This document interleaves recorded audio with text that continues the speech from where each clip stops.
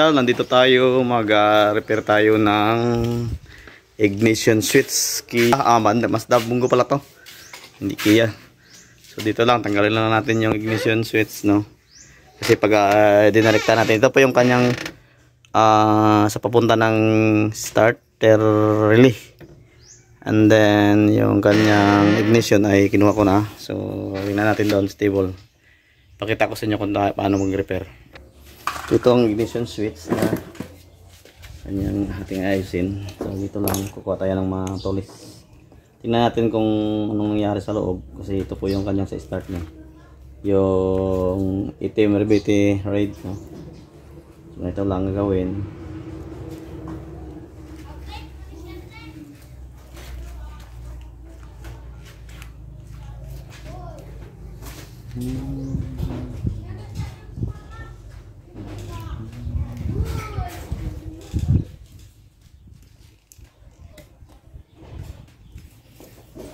Ayan. Ito na po siya, yung sinasabi na kanina na itim at saka red. Ito yan. So madumi, and then dito maiksi na yung kanyang contact point, yung parang hindi siya aabot na. Ito na nangyari, oh. So ayan. So ilinisin na lang natin dito, ito na portion, tapos i-check natin dahil yung agad yung kanyang spring. So palagay ko okay naman yung spring, wala nang problema. So ito lang talaga ating aayusin. Ito lang gagawin natin dito. Kukuha lang tayo ng matulis na bagay at saka pukpukin natin dito sa likuran.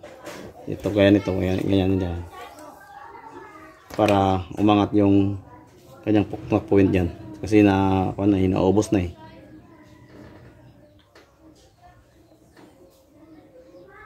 So ito po mangyari pagkatapos yung mapupuk kaya pa nyo, no? Ayan, no? So okay na siya, tinignan. Tapos na yung wire dito. Ayan. Ito lang ang gawin natin. So linisin ito at ibalik natin para pupalik. Ito lang. Ayan. Okay. So lagyan nyo ng konti na grasa para ang padulas.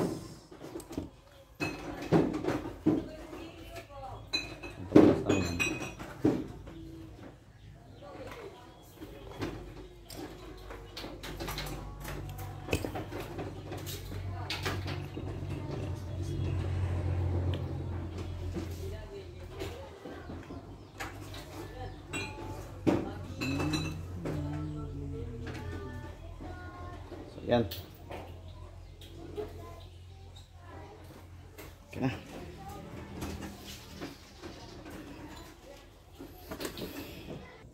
Ito na doon. I-check balik na natin, no? Tingnan natin kung maka-start na ito. Ito na, subukan natin yung ating kinabaho, no? Ayan. So, okay na. Balik na natin ito. Again. Okay.